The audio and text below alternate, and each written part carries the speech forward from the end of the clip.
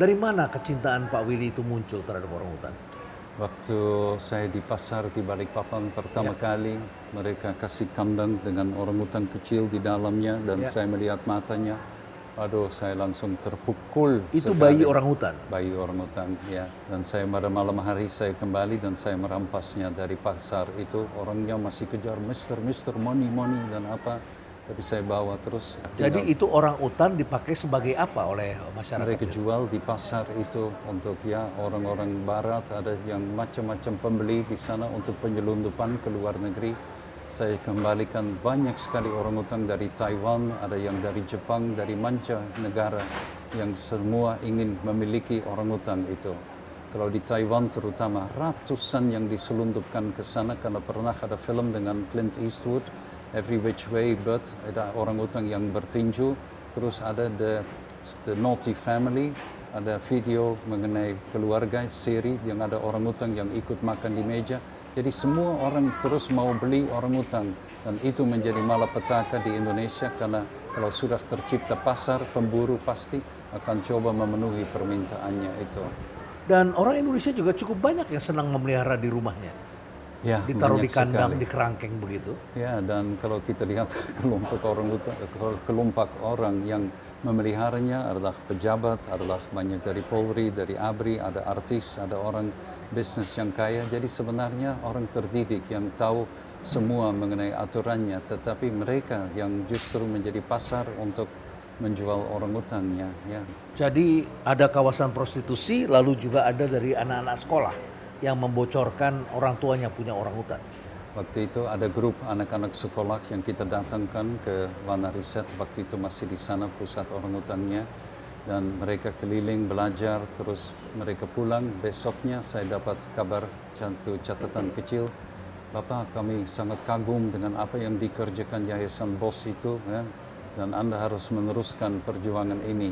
Jadi sebaiknya Anda datang ke rumah kami dan mengambil orangutan kami juga. Tapi jangan kasih tahu ayah saya itu. Anak begitu. Sekolah yang kelas 4 SD itu. Ya. Dia yang menulis itu. Terus waktu petugas ke sana, ayahnya seorang bisnis yang sangat kaya kuat di sana, di Bontang ini. Terus beliau marah sekali sama anaknya itu karena dia paksa petugas untuk bilang, ini kami tahu dari anak bapak sendiri. Kasihan anak itu. Terus setelah kami dengar itu, langsung besoknya kami ke sana dengan berbagai wartawan dan menulis di koran, luar biasa ada anak yang peduli dengan konservasi. Ayahnya menjadi malu sekali dan dia minta maaf dan dia yang justru membantu untuk kita mendapatkan 7 ekor yang lain yang juga ada di sekitar wilayah Bontang situ. Di Yayasan BOS itu hanya didukung dengan dana uang saku dari anak sekolah SD di Balikpapan dan sekolah internasional di Pasir Ris di Balikpapan. Jadi bukan dari pemerintah, bukan dari yayasan yang kaya, tapi dari anak-anak mulai. Dan ini adalah sekarang organisasi konservasi primata terbesar di dunia. Kebun binatang ini sebenarnya mestinya membantu konservasi dari spesies-spesies asli, mesti ada breeding program, tetapi kebanyakan cuma perhatian ke koleksinya dan bagaimana paling banyak pengunjung yang datang ini. Ya, ini menurut saya kita lebih baik menggunakan teknologi virtual untuk mendidik orang mengenai satwa-satwanya itu. Sekarang dengan 3 dimensi orang bisa lihat ini sebenarnya bisa merasa satu experience, ya, pengalaman yang jauh lebih menarik daripada hanya pergi ke kebun binatang. Terbukti bahwa kalau orang berdiri di kandang beruang misalnya, mereka hanya 7 detik mereka sudah lari. Apa yang mereka bisa dapat dari 7 detik rata-rata itu melihat satwa yang ada di dalam kurungan itu. Ini tidak mendidik itu. Ya. Jadi kalau bisa jangan pakai ada besi-besi yang di jangan kerangkeng, jangan disiksa, jangan dikandang. Ya, jadi kalau di pusat primata saya membangun yang luar biasa besar fasilitasnya. Jadi orang mengeluh, kenapa nggak bisa lihat gorilanya? Karena gorila hanya bisa dilihat kalau dia mau dilihat itu. Banyak orang tidak mau terima karena mereka mau dia mesti siap untuk mereka. Tapi kesejahteraan daripada gorilanya akan sangat berkurang. Sekarang ada jalan tol yang sedang dibangun di sebelah barat itu di antara Teluk Balikpapan dengan Sungai Wain ini. Dan kita lihat sudah mulai ada spekulan-spekulan tanah masuk.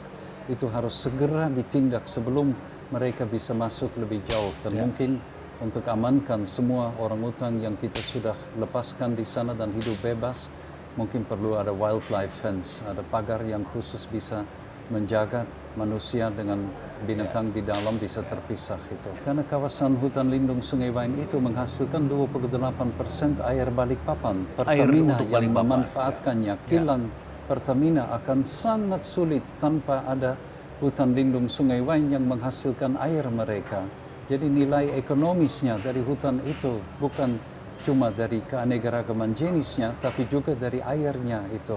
Dan sebagai tempat untuk belajar dan masih bisa forest bathing, mandi hutan ini. Mandi hutan. Coba lihat di Singapura itu, mereka mempertahankan pohon-pohon ini menghemat banyak sekali listrik karena pohon menguap air dan itu membuat udara bisa 3 sampai 5 derajat lebih sejuk itu. Listrik yang dihemat, naungan yang di atas atap itu mengurangi juga panas yang perlu dibuang dari dalam rumah itu. Jadi itu hijaunya membawa keuntungan dan kesehatan lagi. Ada dulu perusahaan pharmaceutical dari Amerika, mereka kasih uang ke mahasiswa-mahasiswa untuk kumpul ilegal sampel-sampel kulit daun dari pohon tanaman yang dikirim kembali, terus mereka analisa.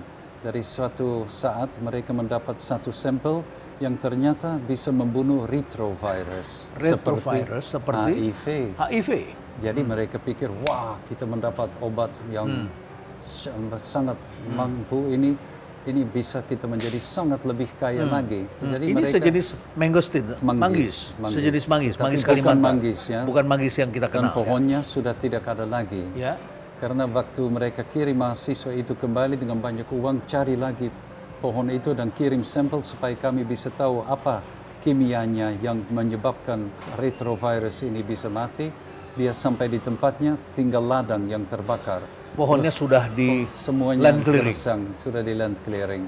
Jadi dia keliling-keliling cari, tidak dapat pohon. Dia tanya sama masyarakat, kenapa tidak ada pohon lagi? Oh, waktu Anda di sini tinggal 11 pohon yang besar, tapi sekarang habis. Kenapa pohon itu habis? Karena 100 tahun yang lalu, orang Dayak yang menyumpit orangutan dan memakan dagingnya, dan menggunakan tengkoraknya untuk seremoninya mereka. Untuk orangutan ini? Sudah membunuh, habis memusnahkan orangutan. Setelah orangutan punah, itu biji yang harus ditelan orangutan dulu, baru bisa berkecambah, tidak tumbuh lagi. Jadi akhirnya pohon ini jadi punah juga. Jadi ini dalam alam semua terkait satu dengan yang lain. Dan dengan orangutan ini hilang, kita juga kehilangan salah satu potensi obat yang ampuh untuk manusia ini.